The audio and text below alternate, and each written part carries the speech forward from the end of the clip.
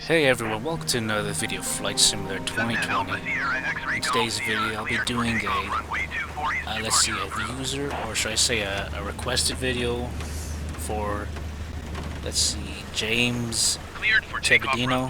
Forgive me if I said your last name wrong. But in this video I'll just do a exact, in this video I'm just gonna do the exact thing that I did in the ILS video. If you haven't seen that one, I'll link in the description, or possibly just post it in the top right corner of the video for you to click on.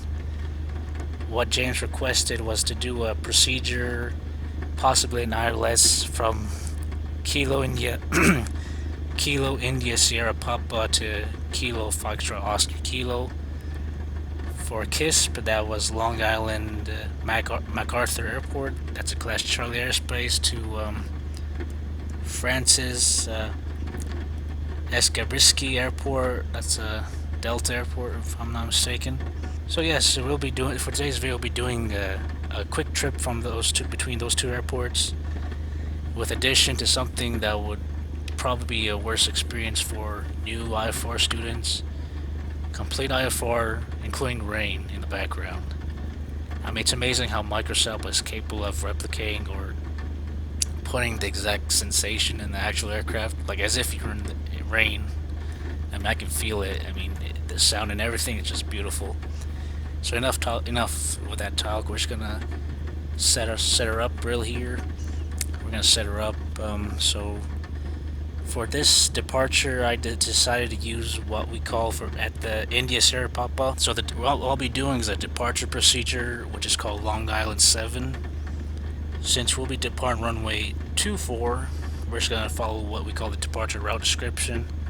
Here it says if we were to take off at runway 24, we are to climb at a heading of 239 degrees, climb to 3,000. Thence on vectors to assign route or fix, maintain 3,000, expect clearance to follow altitude or flight level 10 minutes after departure. But we won't be getting any vectors, or even especially won't even be speaking of departure or approach. We're just gonna do our own trip, and I'll just talk my way as we reach our destination of Gabreski. So we're just gonna start roll out here. As you notice, I already tuned in. For this trip, I decided to combine two things. I'll be doing ILS runway 24. At the same time, I'll be tuning in the Hampton Vortex VOR as a navigation guide for me to reach the airport. And by the time I reach, let's see, somewhere around close to the Matty intersection, I'll be making my turn somewhere around southeast until I get an indication of a glide slope or lateral guidance coming up alive. Then I'll start to track into the approach course of 236, and that's when I begin my approach course towards the ILS runway 24.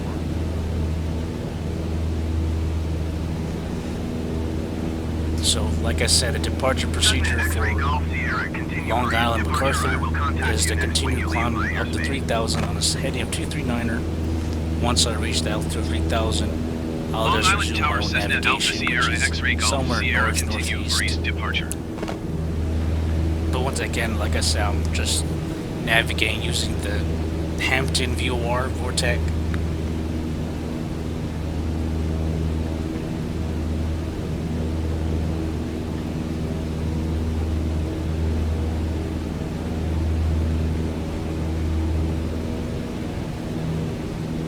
As we continue to climb, it'll take us some time, so I just want to say that if you, like I said, if you are like James, I appreciate James that he suggested that I do this kind of video.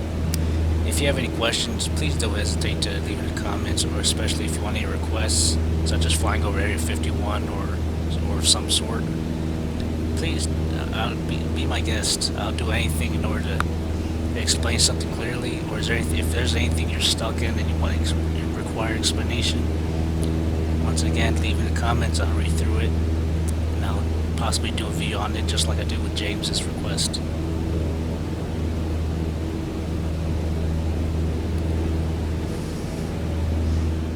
So here we are at 2,000. We got 1,000 to go before we Long Island turn Tower to our Cessna heading towards the Alpha vortex Sierra view X-ray water. Golf Sierra frequency change. As you can see, I already New York approach set up the Cessna Alpha OBS number Sierra 1 X-ray Golf Sierra towards is the type approach Cessna code is 236. 152 So the miles OBS southwest number of 1 Long will be Island, using that for the 2001 ILS 24, Request clearance and to OBS transition number 2 Charlie will use airspace. that to navigate our way somewhat towards the vortex view warp, but not really towards it. We're just gonna discontinue our navigating from there, then we're just gonna focus on the ILS once we get somewhat close, like I said, at Maddie intersection. Squawk 7351 Cessna X-ray Golf Sierra. Oh yes, and also I want to give you a quick update on where I am currently, as I'm just well aware of. Actually reached a subscriber count of 100. That's quite a feat, if you ask me. I know it's not a lot, but I consider it as progress. Cleared through the Charlie airspace Cessna X-ray Golf Sierra. I consider that as good progress, and all of this wouldn't be possible if it wasn't for the help of my great supporters and simmers and aviators like you folks. So that's why I thank you greatly for allowing this to happen, and together we will continue to strive and build a good community. But once again, I just thank you greatly for everyone that joined me. I want to thank everyone that put their interest in my content, and I promise to continue to produce quality and helpful and fun at the same time tutorials and tips and guides, and possibly entertaining videos, I suppose. But anyways, we'll resume on our flight from MacArthur to Gabreski. So as it is, I'm going to turn to heading like around 090, and then I'll turn the radial as well to 090, somewhat close to that. By doing so, that tells me that I am around I'm on the 270 or 260 radial.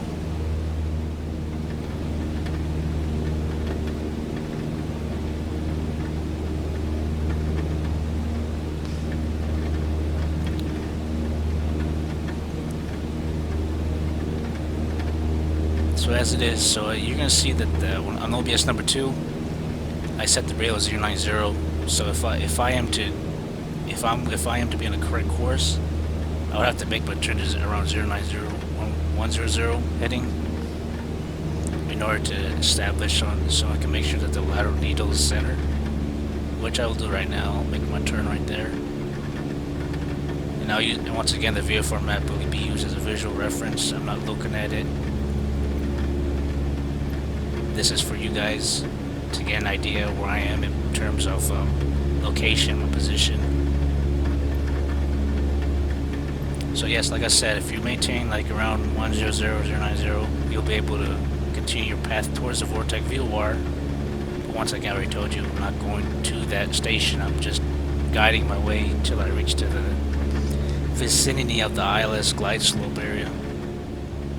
So majority of this trip, it's gonna be straight, nothing to it. I mean, all right, you'll see I skip forward a little bit because I just pretty much hypothetically just I'm just flying a straight line. I'm on the east heading towards the viewer vortex.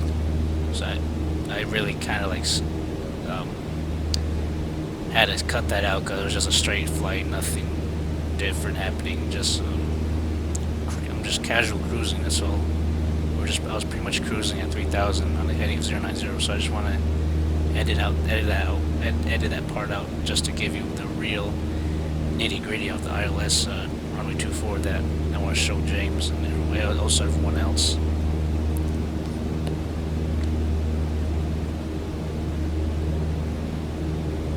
So I'll just right now brief together on the ILS runway 24.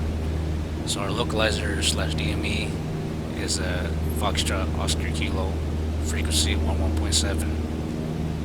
Our approach course is 236. Runway length is 9,001 feet. Touchdown zone elevation 66. Airport elevation 66 as well, so there's no slope difference. And then you have a little note that says circling runway 15 is not applicable at night. The lighting system on runway is Mauser. That's what they have. It's that synchronizing lights that you saw in, if I can recall, it was an ILS video, yes. And if we are not able to have the runway in sight by the time we reach our decision altitude or height of 266 feet, we must do the missed approach procedure, which is to climb to 880 feet, and then continue the climbing right turn to 2,000 feet, direct Charlie VOR DME, and hold, which is right here.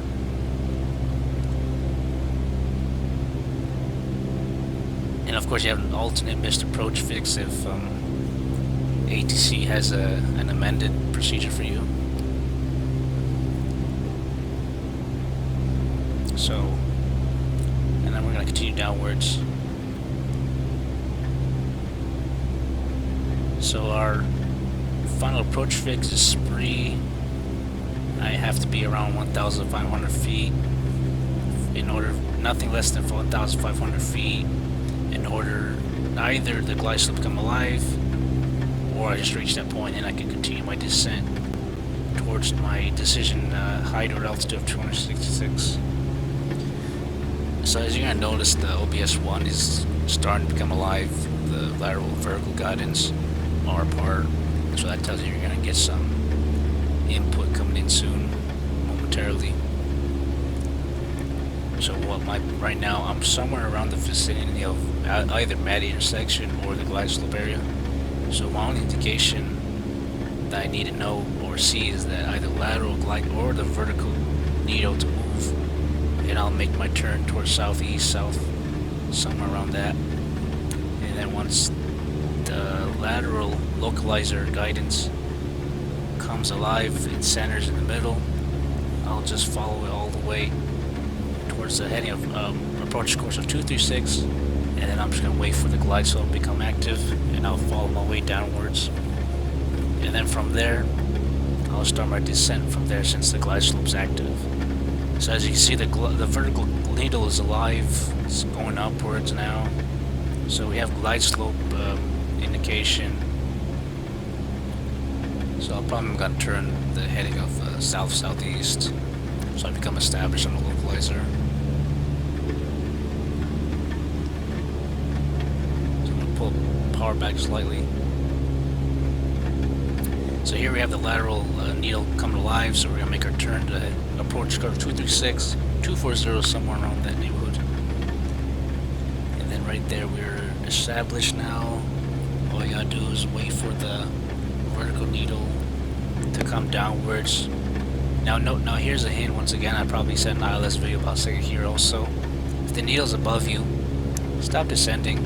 Arrest the descent by applying power, maintain the altitude until the needle comes back downwards, and then you can resume your descent. If the needle is below you, pull the power back out, pull the power slightly out, and then pitch for the vertical needle. You know, descent using your pitch in order to reestablish back in the vertical needle, in order to reestablish the glide slope again.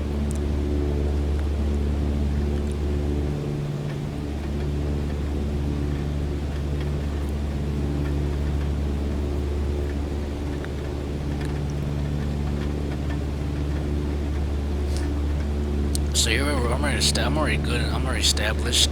I'm already established on the ILS, so the glide slope's right there. But now the only objective we have is just to maintain, make sure it's center, not deviating of whatever sort. So I'll just put the carb out and start the descent down to our decision altitude or height of 266 feet. Or decision height or altitude of 266 feet. So this is a straight in ILS 24. Now localizer once again. Make sure to read your approach plate properly. We're not either circling. This is straight in once again.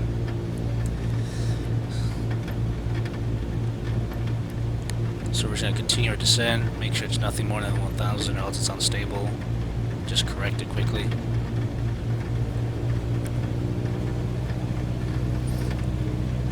Okay, so now if the lateral port needle is left forward, just correct it by banking to the left around 10 degrees.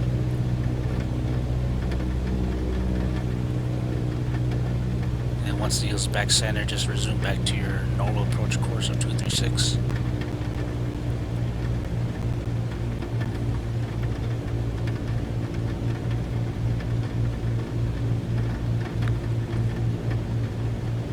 Alright, nice and good.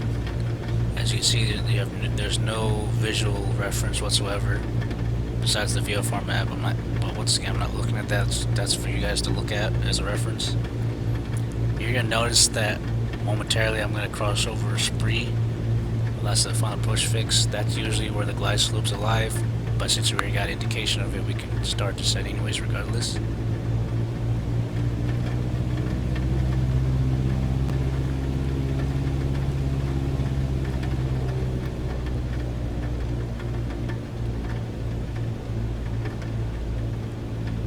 Alright, so now we're past Spree. And then, of course, the airport indicator, the airport, I forgot what's it called, that heads-up display or some sort that tells you what airport is where. I probably might have to remove that. I just gotta remember to do that for my future videos. But yes, Gabreski is in front of us, obviously. But just to give you an idea that this is what you have to be in order to be established on the ILS 24, all the way down towards 266 feet.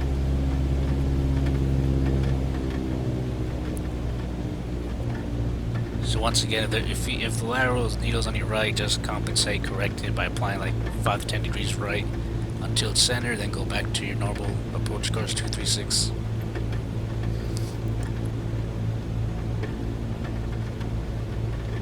Again, if the needle's below you, pull the power out, pitch for it until it's back to center, then continue to descend as normal.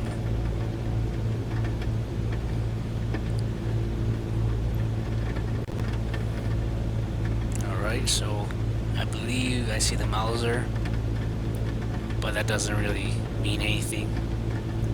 You can't really just say, oh, I have the lights in sight, I'm going to continue. You have to have some sort of reference of the runway as well if you are to continue the approach.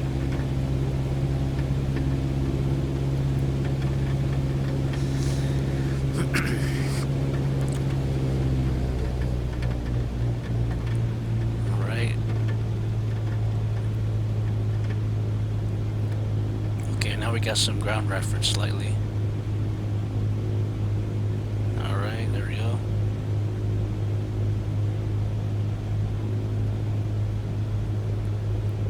Still got 600 to go.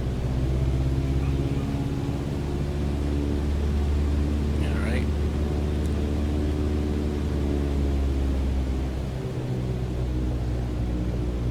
Just make sure you maintain your glide slope, your vertical needle center. Don't make it deviate. Don't allow it to deviate, or else you have to conduct a missed approach because you're not established or stable either. So right now I'm correcting quickly, but as you approach closer to the runway, it's going to start to become sensitive even more. So that's why it's always important to establish yourself sooner or earlier, excuse me, sooner and earlier. So however, at the runway side, I have no issues, no worries. So I'll just call out once you reach our decision height 266, which is right about. Now, at the runway side, so I'll continue my approach. I'm going visual. I see the lights, the VASI lights right over Y. I'm alright, but I'm already clear of obstacles, so I'm good to go. So I'm just gonna land it visually. And all that's left is to, let's see, just land pretty much. So pull power out, let the plane fly slightly, and then let the airspeed die off, let the airspeed bleed off. And then let the back wheels touch first. And this is how you conduct an ILS approach at Francis Gabreski Airport.